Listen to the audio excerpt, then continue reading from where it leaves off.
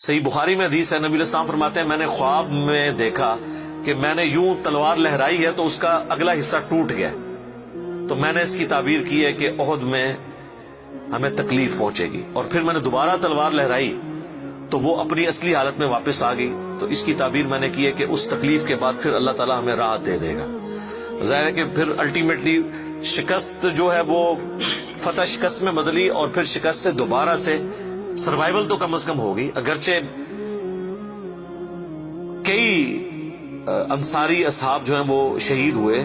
مدینے کا کوئی گھر نہیں بچا تھا جس میں میت نہ ہو، ایک غم کا عالم تو تھا۔ مہاجرین میں سے بھی حضرت حمزہ بن عبد المطلب،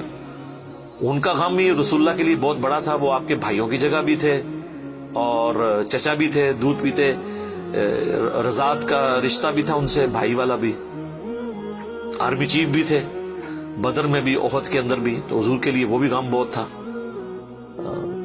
حضرت حمزہ بن عبد المطلب کا غم اتنا بڑا غم تھا کہ صحیح بخاری میں ایک پورا چیپٹر ہے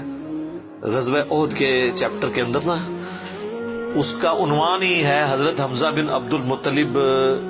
کی شہادت، اور اس میں وہ لمبی حدیث ہے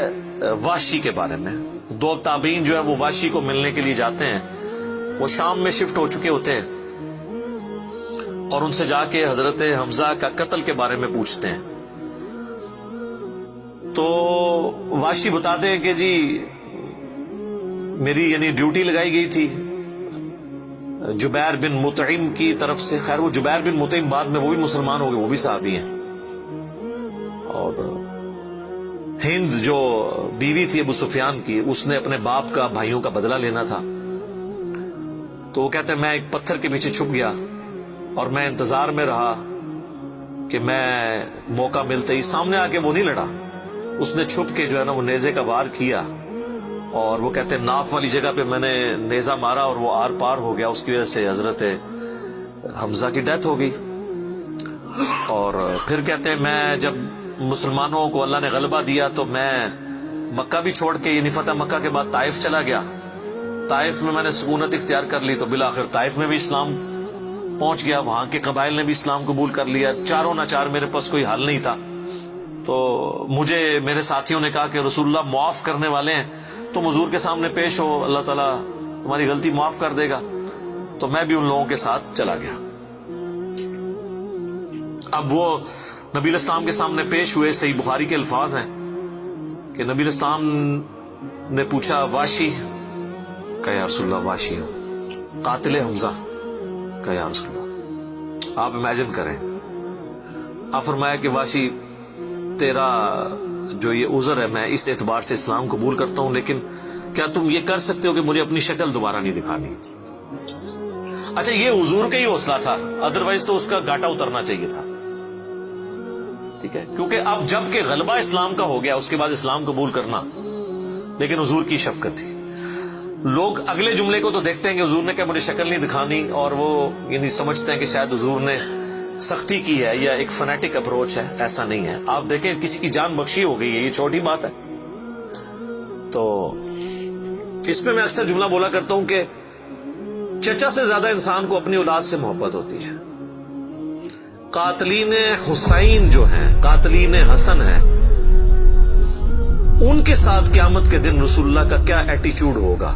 ایز کمپیئر ٹو قاتلین حمزہ ابن عبد المطلب۔ کوئی شخص دنیا میں کہہ سکتا ہے کہ جی مجھے اپنے چچا سے اپنی اولاد سے بھی بڑھ کے محبت ہے،